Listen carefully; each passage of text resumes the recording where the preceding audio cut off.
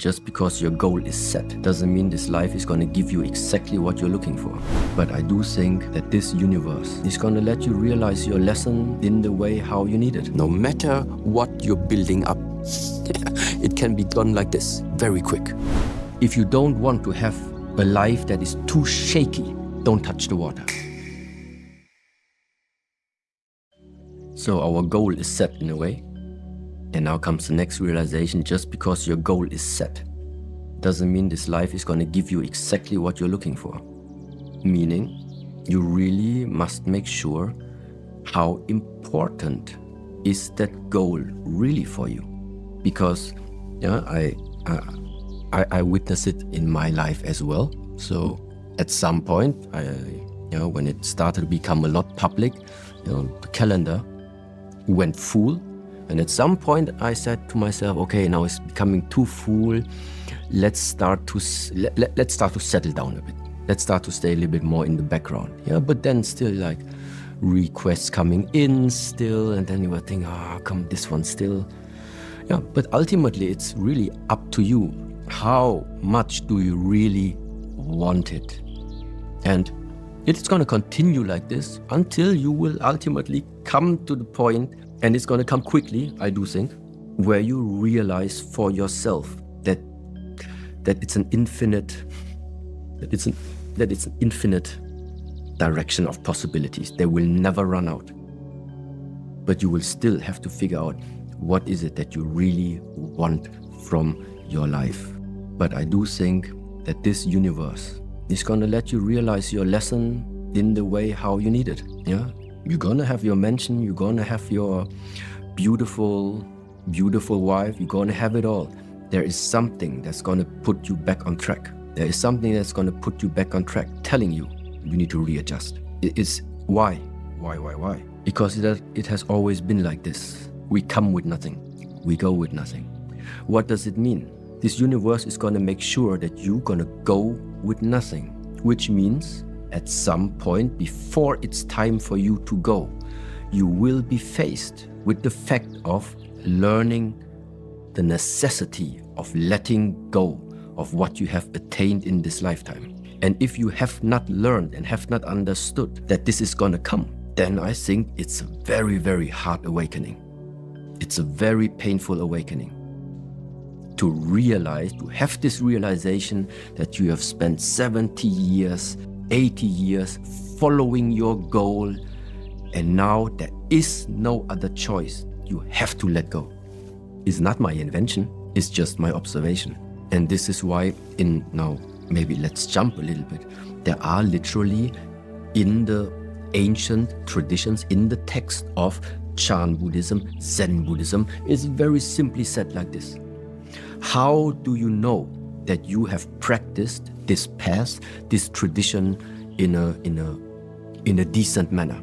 It is simply by feeling inside yourself how easy, how willing are you actually to let go of what you have. If you feel that you are mentally attached to things, mentally attached to possession, you're far away from the state of being, what this Chan Buddhism, what this Chan teaching is wanting to reveal to you.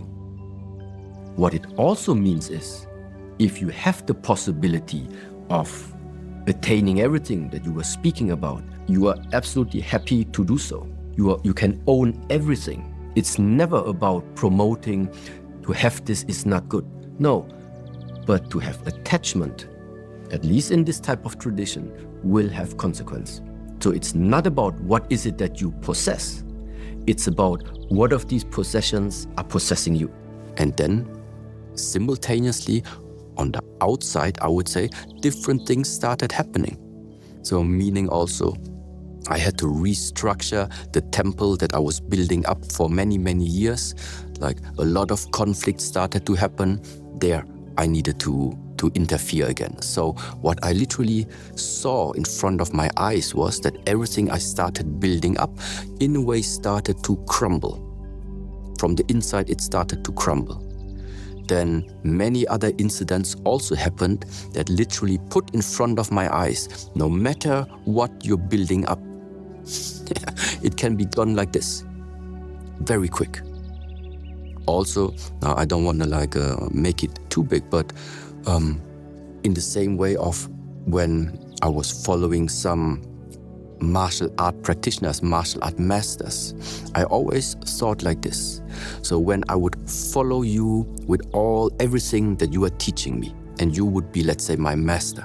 So the best that can happen to me is that I'm actually going to become you. I'm going to become you if I follow all your advice exactly in the way of what you're telling me. And just like this, I also thought about all the teachers, all the masters that I had in my life, and was then asking, so if I follow this path longer, I'm going to be this. If I follow that path, I'm going to be him. So it's all been done already. So that means my inner urge of staying with one teacher, for example, also was not fulfilling anymore. And ultimately, what I then started realizing, okay, everything on the outside just started to be so meaningless. Outside was very meaningless for me. Yeah. And then I can't tell you why, but it just happened to be like this, that despite everything that was going on the outside, I just then had my time, or took my time, to just be with myself, not being distracted too much anymore about the outside. I stopped my traveling. I stopped being too much on social media, and literally was just sitting with myself. And this is where slowly, some lights maybe went on. Some lights about, okay, why is this all happening on the outside? It's because everything you're doing carries consequences. And the more you push something one-sidedly, on the one side, it's just a question of time until there is another type of force bringing it in front of your eyes, that it's about balance, not one-sidedness. So, and therefore, I started consciously and willingly actually to start and letting go of a lot of things. And now, sitting here and being able to tell you this, I just have to say right way, because it feels light. It depends on the rest of the circumstances. So let me put it like this. If the salary that you have, for example, is just as much that you can pay your rent, nevertheless, you want to have that sports car, therefore take a loan, then buy the sports car, it's very probable you're gonna be very attached to the car. Yeah, simply because out of the situation you bought it from. Yeah, you didn't buy it from a position of abundance. Yeah, so this is already not a good starting point to afford something that you actually cannot afford. Differently it is when you have the possibilities and you just spend the time and spend also the money on the sports car and see it what it is, and realistically see it how much time you, let's say, spend with it.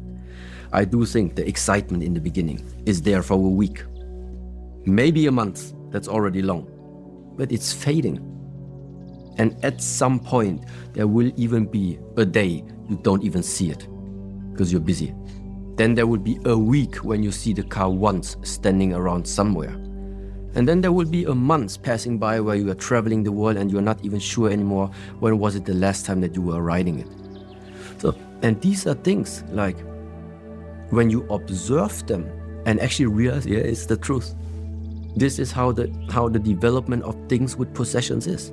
In the beginning, it's always like you want to have, and then they fade. Diving into this type of mentality of really understanding wanting is the one part, and then realizing how is life really?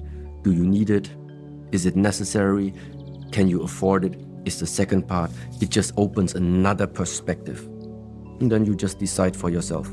Yeah. But so whether something is possessing you or you can possess something without being attached to it, very much is linked to all of this. From which position did you buy it from? Did you attain it from? And then the second thing is, how much time do you literally really spend with it? You know, whatever appears in our life, If I have my goal set right now, what you are not supposed to do is to witness something. And now if you have like the number one, sensual desire, sensory desire, what we tend to do is we like start to pull things towards us. Okay, that's number one. The second thing, what not to do, this is what it all belongs to, that family of non-judgment, is like when ill will, something appears in your life, something you witness, you meet a person you don't want to meet, you get a message, you don't want to read that message, whatever it is, and you try to avoid it by doing actions in order to push it away from you. So what it ultimately means is don't do any of them, because whatever you try to hold on to, the nature of thing is that this is happening. Swinging away. It's going to move away from you. And whatever you try to avoid and push away from you is just a question of time until it's going to move like it's going to come towards you, okay? So that means also in the way of how it's expressed, don't touch the water. If you don't want to have a life that is too shaky, don't touch the water. Because in the moment you touch, your touch is the initiation for the ripples to appear. Same way, you want to follow that goal. You want to have it easy along that goal. Don't touch any additional water along your goal. Don't touch it because you like something, and don't touch it because you dislike something. Because when you walk towards the goal and you do here and here and here, you're just gonna ripple your whole surroundings, which ultimately means your energy is being just drawn away from your initial goal. That's how I would say it is. And ill will is one of these expressions of you don't like something and then you invest the energy there. You like something and it draws your energy back to there. And ill will is similar in this category, belonging to this idea of don't push, don't pull. There was a time I cared a lot, very much. But within the last 5-6 years, I really had my hard lessons, being perfectly honest. Number one thing I need to learn is also to really not take things too deep into consideration, especially from people that I've never met in my life. Number one, that is the first area I needed to learn, which means everything that's on social media, everything that is publicly available. This is one thing. Why? Because what they judge, or if they judge, or what they comment, they can only comment on the character that is actually being available to them. So, which is ultimately what? Which is, for example, also, let's say, that person, Shi Heng Yi, named Shi Heng Yi on that cover. Always like having a good uniform, in a way, representing something, yes. But I'm simply not limited to only this type of representation. And this is something really, really important in general now to bring out there to the world. It is not good. It is not helpful if this idea of putting people on how you call it, on a higher pedestal or podest is not a good idea. The idea of raising somebody up to be our guru, raising somebody up to be our master, raising somebody up, oh yes, he is the special one. All of these things are doing exactly the opposite of what I'm trying to bring into the world, of what I do believe is the key, especially in these times right now, worldwide. It is to become aware of the real and the fake. This is the current situation that we're in. That the threshold, that the line between whether something is real or whether something is artificial or not real, it's becoming so incredibly slim, that line. This is why at the moment our world seems so fractioned. There are the ones which are completely about, let's go into the nature, and then there's the other fraction which is all about going into the technology, into everything that's available nowadays, where ultimately meaning at some point you will be able to just spend your whole life in your living room, because everything you want to see and want to partially experience, you just call it into your living room. It's going to be possible at some point in time. So how do we get to the point? Yeah, exactly because of this. It's not good if people raise you up and make you unhuman. And this is what is being attacked. So this is number one.